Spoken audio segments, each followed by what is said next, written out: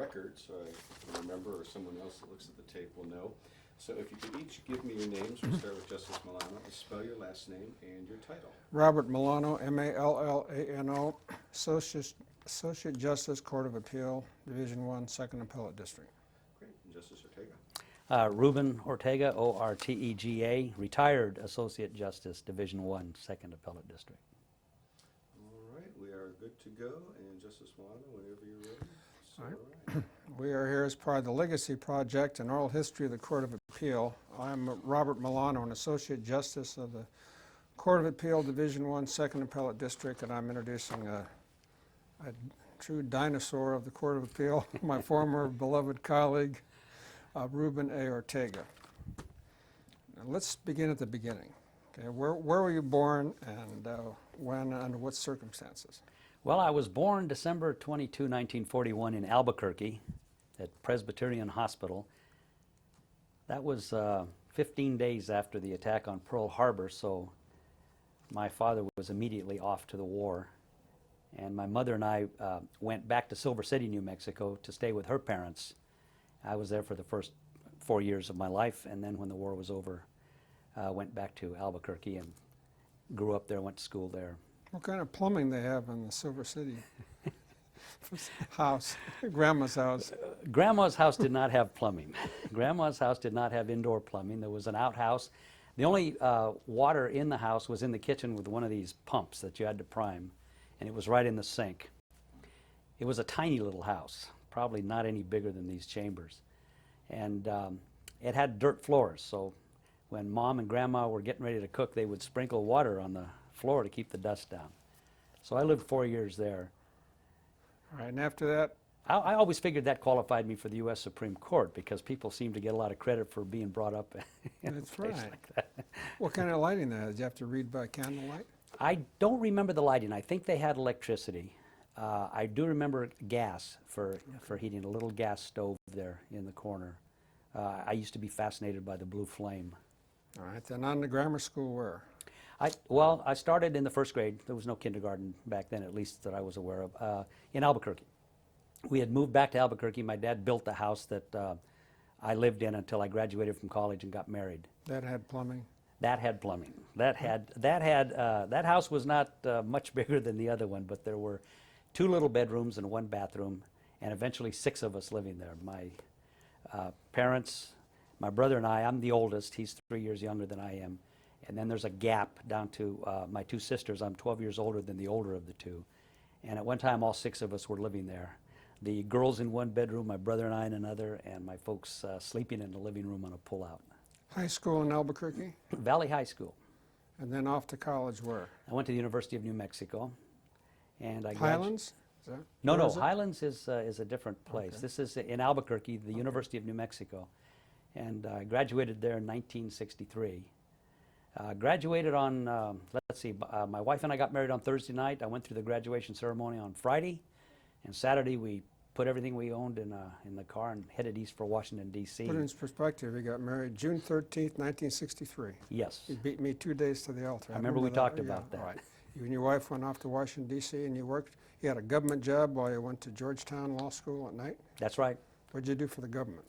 For a few months, I worked for the National Labor Relations Board, and it was just kind of a gopher. And then I moved over to the Veterans Administration, and I was a claims adjudicator. That was the title they gave, but a claims examiner. I would take veterans' claims and go through all the paperwork and the different evaluations that were necessary for disabilities and things like that, medical reports and all that, and then determine whether the veteran was eligible for a pension or some kind of service-connected disability, and write up the award, and then it would go through to be double-checked, and it would go into effect. That was a good job, by the way. That was a career job. I could have stayed there as a career and had a very good job. But you went to Georgetown at night, and while you were there, your last year, a visitor from Los Angeles came out. Tell us about that. Buck Compton. He Yeah. was either the number 2 or the number 3 at the time. I think he might have been the number 3, the assistant, and eventually became the number 2. But anyway, In the DA's office. in the district attorney's office, Los Angeles district attorney. Evel Younger was the district attorney. And I was in the placement office. It was my last year of law school, and I just happened by there, looked in, and I saw a notice posted that he was coming out to make a presentation. So I signed up along with a few other people, and he came out. And back in those days, they actually went east recruiting. And so he made a presentation. I liked it. I went back and talked to my wife. We had met at the University of New Mexico and gotten married in Albuquerque, but she's a Long Beach girl. She was born and raised in Long Beach. And I said, how about let's go back to California? They're offering jobs in the DA's office. She was fine with that. So I accepted, and the job was as a law clerk, senior law clerk they called it, and then if you passed the bar, you became a deputy DA.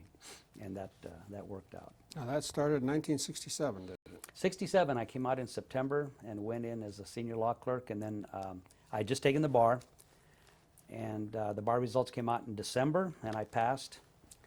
And I ran up to San Francisco to get sworn in. Oh, then you had to be sworn in by the Supreme Court. Well, the reason I did, I said to my wife, you know, they set the schedule. In San Francisco, they were doing it in December of 67. And in Los Angeles, they were doing it like in January. And that was going to be 68. And I said, I want the same numbers. Law school, bar admittance. And we made a nice weekend trip out of it and went up there. And, then I came back and got sworn in immediately, well, the next day as a deputy DA, and started my career of 6 years in the district attorney's office. 6 years Originally. with a break. And all right, tell us about the first 6 years in the DA's office. Well, I did the typical thing. Back then everybody was supposed to do child support, and I elected to get that out of the way because people were waiting and going off to do other things, and all of a sudden they had to get Prosecuting yanked. deadbeat fathers. Deadbeat fathers. Yeah, I did them myself. Yes. Back in the old Hall of Records, I think it was. Yep, right. And so I volunteered to get that. I wanted it out of the way, so I went and did it. Turned out to be a very good experience, a very valuable experience. Served me well later in private practice and all that. I spent 3 months doing that. Then I spent a few months in the preliminary division, the old preliminary hearing division, in the Hall of Justice. Yeah. And that's where I first ran into Vano Spencer, because Joan Dempsey Klein was the master calendar. She ran the master calendar, Division 40, where they would send out the preliminary hearings, and on occasion one got sent out to Vano Spencer. So I did a couple of preliminaries in front of her, nothing more than that. But And she's going to be interviewed for this, I'm sure, but she went on to be the presiding justice in the court where you and I sat. Yes, of Division 1 where I sat, and Joan Dempsey Klein is the presiding justice of Division 3, and is the senior presiding justice in the district. Now, you quit the DA's office in '73 and went to private practice for a while. Right, but one thing, though, that had a very big impact on my later career in the DA's office, I spent my time in the preliminary hearing division, then I was sent to Long Beach. I spent a couple of months there, and back in those days, the Bellflower office, municipal court only, was under the control of the Long Beach office, and the head deputy of Long Beach sent me to Bellflower, where I spent a few months there trying cases, just trying one jury after another, a lot of drunk drivings and other things, you know, indecent exposure, all kinds of stuff like that. And while I was there, I was assigned to Judge Landis's courtroom, and we worked very well together. He was happy because the cases were moving, they were getting tried quickly and all that. So after I'd been there a few months, maybe 3 or 4 months at the most, I got the call to go to East LA.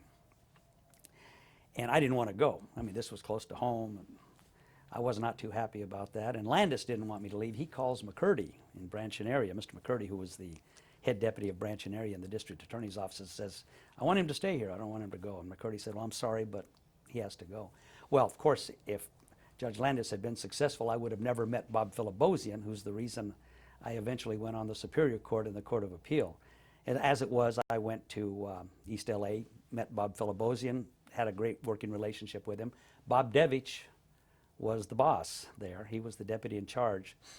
Of course, he ended up in Division 1 before I did, and when I was appointed to Division 1, I was back working with Bob Devich, who's a prince of a fellow. I never enjoyed working with anybody more than Bob Devich, except for Bob Milano here. Ah. But that's a little aside there, that be careful what you wish for. If I had gotten my wish, I would have stayed in Bellflower, and who knows where I would have ended up. But anyway, I did that. I went to Norwalk, prosecuted felonies there, and eventually, after another brief stint in Long Beach and then back to Norwalk, I left the DA's office after 6 years and went into private practice. For a cup of coffee or for a year or two? 4 years. 4 years. 4 years, yeah. What did they have there? 73 to 74. No, 73 to 77. 73 to 77, I see. Now then, in 77 you became a Superior Court referee. I had actually started earlier than that. Maybe that's the confusion. The year before, I believe it was, sitting part-time as a juvenile court referee. What had happened was, as part of my practice, I had signed up at the old East Lake out there to That's a all juvenile all court. juvenile court, and I went out there, and every other week you had a day you'd come out there, they'd assign cases to you, and then they'd set the trials for the same 2 weeks later, and on that day you'd come pick up new cases, try the old cases and all that. I got to know people like John Creamer and Pete Smith, Judge Pete Smith, who was the juvenile court, they called it presiding judge, supervising judge of juvenile court. John Creamer was like the executive who coordinated everything. And one day they called me up and said, we need some referee help for commissioners, judges, referees who are on vacation or sick or whatever. And I said, sure, why not? And I ended up sitting very much part-time, a day here, a day there, but I enjoyed it quite a bit. And that's why later on I applied to be a commissioner. Now, when you applied commissioner, was that with a thought in mind that'd be a stepping stone to the bench? I didn't think that at the time. I never dreamed that I would actually get appointed as a judge of the Superior Court, certainly not to the Court of Appeal. That was just not in my thinking. I signed up because I thought I would enjoy it. I had enjoyed the refereeing, and I enjoyed the private practice very much, but that was a grind. I was out there, I was solo, and I thought, I'd like to give this a shot, and if it works out, I'll make a career of it. Now, in '83, you went back to the DA's office. Tell us about that. Well, can I put that off one second? course, I've got of a course. little anecdote here about please, the, we about want the commissioner anecdotes. thing, and One anecdote. how it led to a practical joke that almost gave me a heart attack. When we had the commissioner exam, it was a pretty brutal series of interviews and things they put you through, kind of a trial by ordeal. But when it was all said and done, I finished number 1. I still have the letter at home, the letter from the Superior Court saying Probably the only finished. one you ever got. That's the only number 1 I've ever been in my entire life, and I was especially proud of that one. But then, I think it was Judge Hogoboom who was the presiding judge, Yeah. overall presiding judge at the time, and they hired 11 commissioners the same day. They had 11 openings, so boom. And then he gets us in a room, and he says, for purposes of seniority, and this is to be added to the bottom of the seniority list, because we're the brand new ones, we're going to draw numbers out of a hat. And I remember thinking, well, why don't we just go the way we were ranked on the exam? That's the easiest thing. But I didn't speak up. I was in the presence of the PJ, and you know how that is back then, a young commissioner. I wasn't going to say anything. So I drew number 8. And I wasn't too happy with that. Heck, I'd finished number 1. I drew number 8. And then, almost immediately, Prop 13 passes. And all the county departments are crying poverty and that they're going to have to cut back and do some layoffs even. And the Superior Court was saying, we may have to do some layoffs, including some commissioners. And I remember lamenting with a friend of mine, you know, wouldn't that be something if they end up laying off like 5 people, and I'm number 8, I'm gone. But if they had ranked us according, and I'm number 1, I'm still here. You know, that would really make me unhappy. You know, it's bad enough to be laid off, but one of these what ifs, you know. So my friend tucked that under his hat. And several weeks or maybe even months later, the issue was still percolating. And by now, Judge Shower was the presiding judge. And one day, my friend calls my chambers, pretending to be Shower. I'm back there, my bailiff buzzes me and says, there's a Richard Shower on the phone. Of course, I immediately feel the anxiety, the adrenaline, whatever, because there is no reason for the presiding judge to be calling a juvenile court commissioner. There just isn't. There was nothing going on. So I picked up the phone, and the only words I spoke during the entire thing were yes, yes, because he says, Commissioner Ortega, yes. I'll never forget this. He says, this is Richard Shower, yes. So I understand you were unlucky enough to draw number 8 in the seniority drawing. I said, by now my voice is cracking, yes. And he starts laughing. He busts out laughing. I still didn't get it. I thought, this Shower's really a cruel guy. He's not only putting me on the streets, but he's having a great time doing it.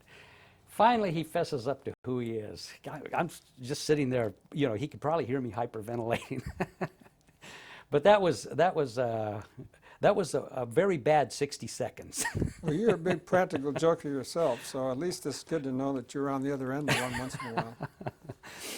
Well, not like that. But anyway, that was, I thought that was a pretty It funny was. story. This guy liked to do that sort of thing, and he got me. He got me hook, line, and sinker. Okay. So that's my commissioner story. Well, that's a good story. You left being a commissioner. Tell us about that. That's very interesting. I got another call. It's my bailiff. Although this time I knew it wasn't a joke. He calls. He says, "There's a Robert Philibosian on the line." So I picked up the line. He's the DA now. He is the DA now. Okay. John Van de Kamp has been elected Attorney General, and the Board of Supervisors has appointed Philibosian to fill out the remainder of Van de Kamp's term. And I hadn't seen or talked to Philibosian in years. Actually, probably since I'd left East Los Angeles all those years before. But I instantly recognized his voice. He has a very distinctive voice. And he says, I'd like to talk to you. I'm just new here and getting started on the office, and I'd like to get your perspective. He says, you've been in the office, you defended criminal cases in private practice, so you've opposed the office, and now you're a commissioner hearing cases with the office involved. He says, you have a perspective there I'd like to get from you. So I said, sure. So he asked me to go downtown. I went downtown, and I was never so surprised in my life. He offers me the job of number 3 in the office, the assistant DA. And that's what Buck Compton was. That's for a what while. Buck Compton had been when he then became chief deputy. and then he yeah. moved up to number 2, chief deputy. Yeah. But that's what he had been, I'm pretty sure, when he went out to Georgetown. So after some reluctance and some teeth pulling by Philibosian, I went ahead and accepted it because I'd been doing the commissioner job for 5 years now, and I absolutely loved it. And I was reluctant to give it up, but then I had a discussion with my wife, and after initially saying I'm not going to do this, decided, don't know what opportunities are here, I probably better do this. And obviously it turned out to be a great thing for me. I spent 2 years in that spot, got a lot of administrative experience, met a lot of people, and from that was appointed to the Los Angeles Superior Court, and then 3.5 years after that to the Court of Appeal. And when you were appointed to the Los Angeles Superior Court, was Philibosian still in the DA's office? Or had he joined the Attorney General's office with Governor DeMajan? When I did what now? When you got appointed the first time? To the Superior Court? Right. No, he had been DA for 2 years, and he had lost the election to Ira Reiner. Right, but he went to work with He went in with the a firm. AG's office, did he? No, when he left the DA's office, he went with a private firm. Okay. I He worked can't- for, I thought he worked for Governor DeMajan for a while. That was before. That was Okay, before all he was right. Well, district attorney. Let's put it this way. He had close connections with Governor DeMajan. He was, Do you give him credit for your appointment? absolutely. Bob Philibosian? Bob Philibosian is the reason I got those appointments. There's no question about that. You got appointed to the which court first? Directly to the Superior Court? Directly to the Superior Court. I did not serve on the municipal court. And, it was just a matter of pure luck that I got assigned to LA, worked well with him, and these other things fell into place later. I just happened to be in the right place at the right time. But he had been with DeMajan when DeMajan was the Attorney General, and Okay. Philibosian ended up being his number 1 assistant. Okay. Then DeMajan became governor. And then it was at the very same moment that Van de Kamp was elected Attorney General, Okay. and Philibosian became district attorney. He served there 2 years, lost the election to Ira Reiner. So he and I actually left on the same day. Okay. The day his term expired, I was sworn in to the Los Angeles Superior Court, and that was in December of 1984. And what would you like to tell us about your experiences on the Superior Court? Oh, I loved every minute of it. I was going to be perfectly happy to be there for the rest of my career. I was out in Norwalk working with a great bunch of people. I sat in a criminal court for, a year and a half, 2 years. It was direct calendar out of the municipal courts, so you handled your own caseload. And I enjoyed that. We did a lot of jury trials. We were trying cases, settling a lot of cases, of course, which you have to do. But I was very happy with the experience. I then did another year and a half or 2 years there at Norwalk of civil. I went into a civil trial court. And those cases came out of master calendar. And that was a really great time there because that's a lot easier in the sense that you don't have to manage a huge calendar like you did in the criminal court. There, they sent you a trial, you swore in your jury, you tried your case, and when you were done, you called open, and they sent you another one. And you did mandatory settlement conferences. But that was it, try cases, mandatory settlement conferences, And the supervising judge was the one who had to worry about the caseload and where it was going. You just had your courtroom and you did your work. I enjoyed the heck out of that. You were in Norwalk the whole? I was in Norwalk the entire 3.5 years. And here comes Bob Filibosian again. Yeah, And he okay. asks me, have you applied for the Court of Appeal? Well, I had never, that was the farthest thing from my mind. I had never dreamed of applying for the Court of Appeal. I thought I'd just be there on the Superior Court forever, assuming I didn't get challenged and knocked off.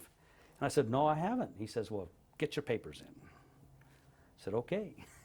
And there it was. I got my papers in and was lucky enough to get appointed in, that was June of 1988, went into Division I. I know, having worked with you, I know that you have certain interests and passions, and you managed to work them in your cases. Now, one thing you had a passion about was zombies. I see this coming. Well, I read your case, I mean, that got a lot of press too, you know. I mean, it was, you weren't out for the press, but you weren't. But anyway, tell us about your fascination with zombies and how it was that you wrote about zombies. Well, I wouldn't call it a fascination with zombies, but I do go see a lot of those movies, you know, Dawn of the Dead, Shaun of the Dead, and that kind of stuff. And I like vampire movies too. I'm a Dracula fan, if you will. But, you know, it's funny, of all the work I did there in 16.5 years on that court, probably involving, if you include writs and all the other stuff we do, probably thousands of cases.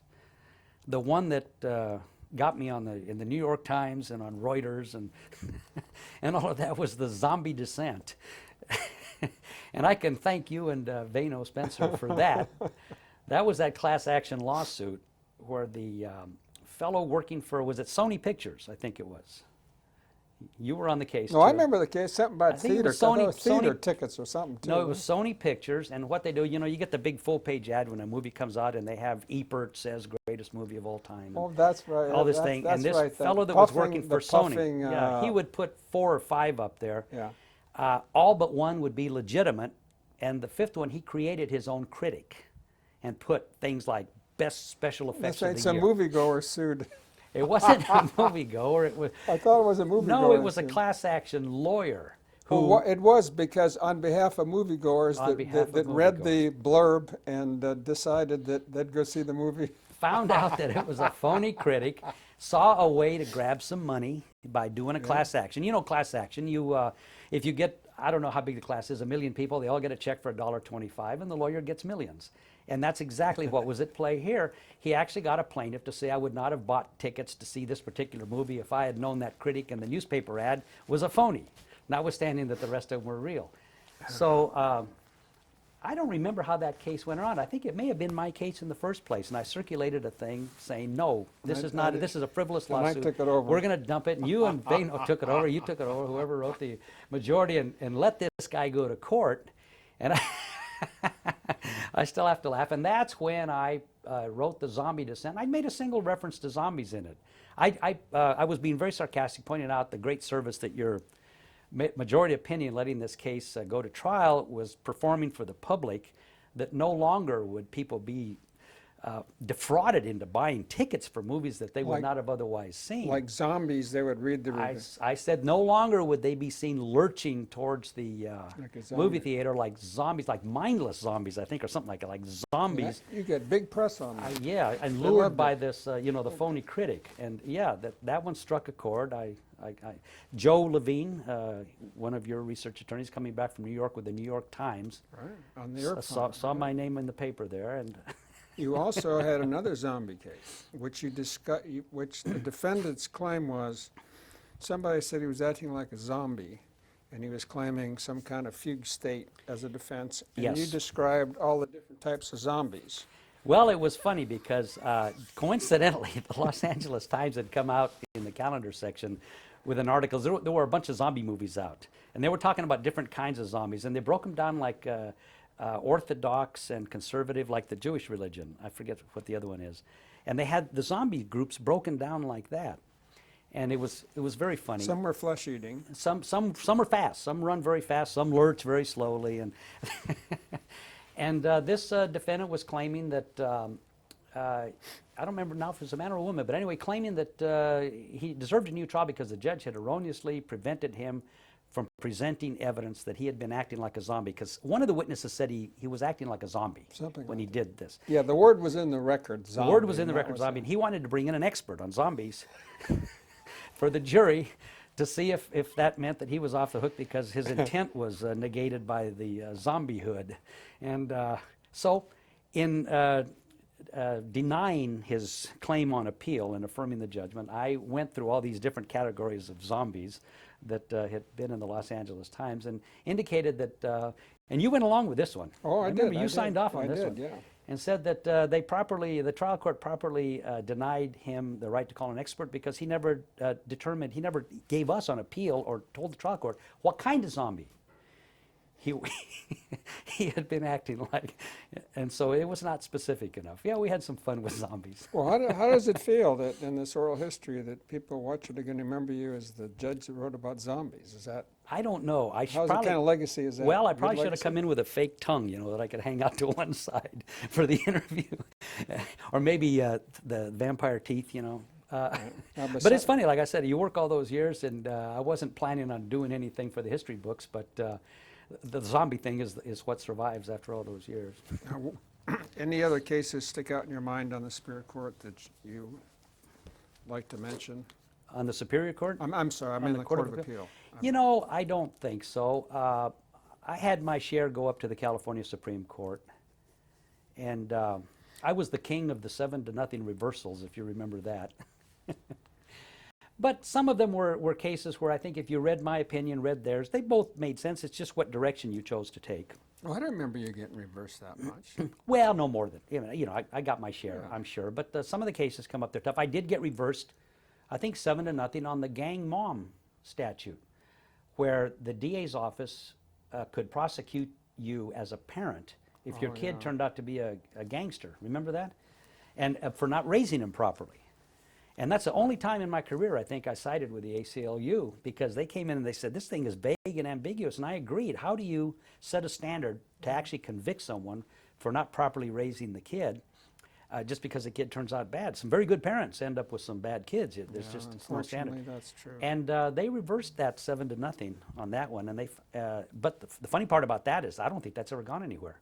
For all of that, have you ever heard of one Never. of these prosecutions? I say something about your writing style, because I thought it was pithy, which is very good, direct to the point, sometimes little biting. Would you say, describe it as biting? Not your colleagues, I'm just talking about you were, if you perceived an argument as being fallacious, you didn't mince your words. Would you say that's true? Well, I guess so. It's hard to dissent, for example. Oh, I wasn't talking about vis-a-vis the colleagues. I'm just talking about your regular writing style. Well, just the regular writing style. I think it depends on what you're doing here. Now, some cases just don't lend themselves to trying to be cute or funny or anything like that. And being cute actually never works. There are times when you can inject some humor in there and it works and it's appropriate. I like the zombie thing.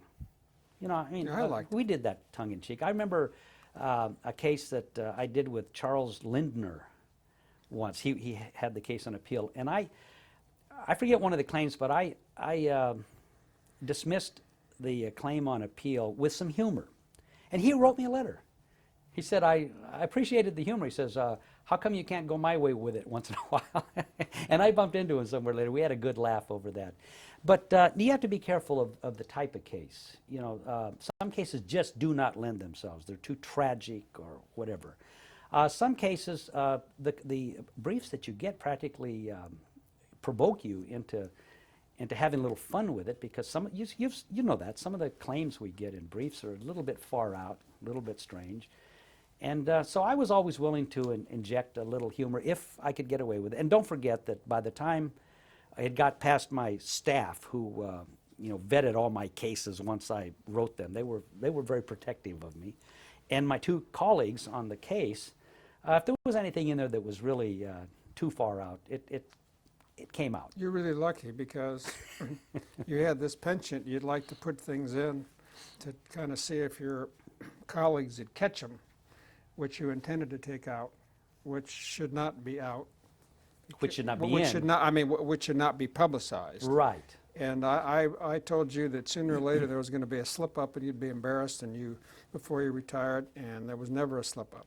They always came out. I did. I'd stick little bombs in there, here and there, just to see if anybody would pick them out. It was kind of like, where's Waldo? I'd circle it and say tusk tusk or something, and you'd know I read it before I signed it. Yeah, but I stuck stuff in the captions too, and typically nobody picked that up. The secretaries would pick that up, but my colleagues, I'm the same way. I didn't go through the captions. I'd read the opinion, but we were having fun. There's a lot of heavy work you do there. You spend a lot of time with your face in a book. And I think a little something little to break, gallows humor sometimes. little gallows humor to break it up once in a while. Yeah, and it doesn't came hurt, as out. long as you don't get embarrassed like that. Yeah, because it always came out. You had a very good staff. All right, anything else about your experience on the Court of Appeal that you'd like to tell us about? No, I enjoyed greatly working there. Of course, when I first went on, it was Vano Spencer and Thax Hansen was there and Bob Devich. And I was just delighted when I found out I was going to be working side by side with Bob Devich again after, I'd worked with him in like 1969, and now it was 1988, almost 20 years, and I was going to get to work with him again. I had never met Thax Hansen before, but he was a prince of a fellow. He was there for 2 years after I came on, and he was just an absolute delight to work with. I loved working in that atmosphere. He retired, and I'm sure he would not have otherwise, because of that 70 rule. Remember the age 70 rule? If you didn't Right. retire by your 70th birthday, your pension got cut way back. Cut in half, and I think they took away your widow's benefits. Something like that. So rather he was draconian forced into now. retiring because he was coming up on 70. He would not, I'm positive he would not have retired but for that. And that eventually went away in stages. First they Yes. said, you'll be okay if you turn 70 during your term, you're okay to the end of your term. And finally they eliminated it whatsoever. I think our colleague Vano Spencer got that eliminated. She was instrumental in working on that. But anyway, those were 2 very, very excellent years. I hated to see Thax go. And then eventually Bob Devich retired. He 88. He retired in 93, so I got to work with him for 5 years, and I hated to see him go. I was really sorry that he retired, but he did. I enjoyed working with Bill Masterson greatly, and then when you came on to replace Bill Masterson, it was like the Devich thing, where you and I had gone way back. We had been in Long Beach together when I was a commissioner, and you were assigned out there as a Superior Court judge. So I went way back with you, and I enjoyed greatly seeing you come on. And we worked, let's see, you came on in 2000, didn't you? Correct. And so a little more than 4 years we worked together, and that was a great 4 years. I enjoyed the heck out of that. Now tell us about your retirement. You retired, reasons for retiring that you'd care to share with us? I had thought about serving out the last 2 years of my term. I had never thought about running again because I just wanted to get out and see the rest of the world. I wanted to spend more time with my wife, which has been wonderful. We spend all our time together now. And all those years of commuting, first from Huntington Beach to Los Angeles, and then eventually I took the apartment downtown and commuted once a week from where I live now out here in the boondocks up in the mountains. Tell us now, they get interesting, because you grew up in a house without plumbing and dirt floors, and now you're back up in the mountains. But of course We do have plumbing. You got creature. I know you got creature comforts and creatures. Tell us a little bit about your present living situation, you and your wife. Well, I have 10 acres up there. I have a nice little house. It's nothing spectacular. It's a modest house that I'm very fond of. We have a barn, and we have 3 horses. My wife loves horses. Now where are you? I know it's near Idlewild, but It's called Garner Valley.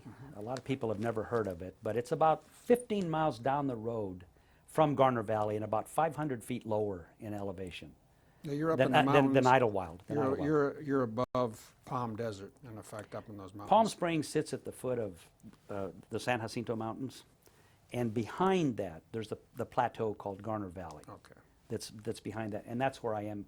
And so, yeah, I'm up there living the rural life, and we're surrounded by San Bernardino National Forest, so there's no development coming unless the government starts selling off the national forest. And it's, like I said, it's a rural life. We're 35 minutes down to Palm Desert, or 35 minutes from Hemet, either one, if you need to go to town for things. Coming here today, I came through Hemet. So going home, I will go to Hemet. I don't know if you're familiar with that. I'll go up the mountain. Instead of turning left 3 miles to go to Idlewild, I'll turn right to go 11 miles to where I live. Doing any law at all? No. I decided that, 37 years is not enough for a lot of people, but I decided I wanted to get out and just do something completely different. And so I didn't sign up for private judging, I didn't sign up for assignment. And I just wanted to see what this phase of my life would be like, and I'm enjoying it greatly. Not that I was anxious to leave the Court of Appeal. If circumstances had dictated that I was to spend the rest of my life there, I would have been perfectly happy with that. It's a great job. I loved every minute of it. But I just thought, once I reached the retirement eligibility, that it was time to close that curtain, close out that phase of my life, and move on to the next one and see what it's like. And it's been very enjoyable. I don't have a single regret. Like I said, I look back fondly on every minute of it, but I'm enjoying what I'm doing now. And that involves a lot of traveling, and a lot of it with the horses. My wife likes to go out on these organized rides. Are you the driver and the wrangler? I drive the truck with a big trailer. It's half, the back half is for the horse, and actually you can haul 3 horses, and the front half is a regular RV, with all the comforts. You got a big 250 Ford? 350. 350. 350. Wow. Yeah. We just got back in July from early August from Wyoming. We hauled the horse up there.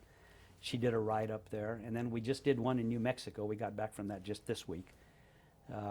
So you're traveling a lot. And you go back to Albuquerque. Like, you have a home there? I don't have a home there. My brother and my 2 sisters still live there, as does the younger of my 2 daughters. She's a lawyer in Albuquerque. She's still in the DA's office there? No, she moved over to the city attorney's office. Okay. So she spent some time in the district attorney's office. Then this opportunity came up, and she wanted to do some civil work and all that. So she's over with the city attorney's office. She's very happy. She's enjoying her life. My other daughter is in Sacramento, and she works for an assemblyman, and she's his chief of staff. And she was, once upon a time, our Riverside County District Attorney Rod Pacheco's chief of staff when he was in the assembly. And then when he termed out, she went to work for Assemblyman Russ Bogue as his chief of staff. And then when he termed out, she's now with Assemblyman Berryman. So you got your 2 daughters are basically, one's in the law as a lawyer, the other one works for a lawmaker. So that's... Yeah, They Laura's kinda the older followed one. you. Laura's the older one. She works for the lawmaker. Francie's the younger one. She's the lawyer. All right. And they're followed both after doing you. very well, and I'm very grateful for that. Okay, what else would you like to reminisce about? Well, I don't know. Maybe I'll interview you when it's when it's your time. No, I don't have anything else. If you have, unless you have any other questions, I think we've covered it in terms of a good overview of my career, Well, for which I'm eternally grateful. I enjoyed the variety in my career: DA's office, private practice, commissioner, assistant DA, administrative, and all that. It's been a very a varied career, a lot of variety in it. I've enjoyed it. I never dreamed coming out of law school that I'd have this interesting a career, but it worked out, and I'm very happy for it. Well, I think your enthusiasm, as somebody to work with you, your enthusiasm for the job has always been there. Mm-hmm. Whatever job it is, as long as I've known you. So it makes, I guess that's a big legacy to people. Be happy in your work, and it is a wonderful job on the Court of Appeal, and I really enjoyed working with you. Well, same here. And I found one thing there: if you treat people right, especially your staff. Well, your staff loves you, your staff misses you. It all comes back for you. They're very loyal, and they asked me to send you regards.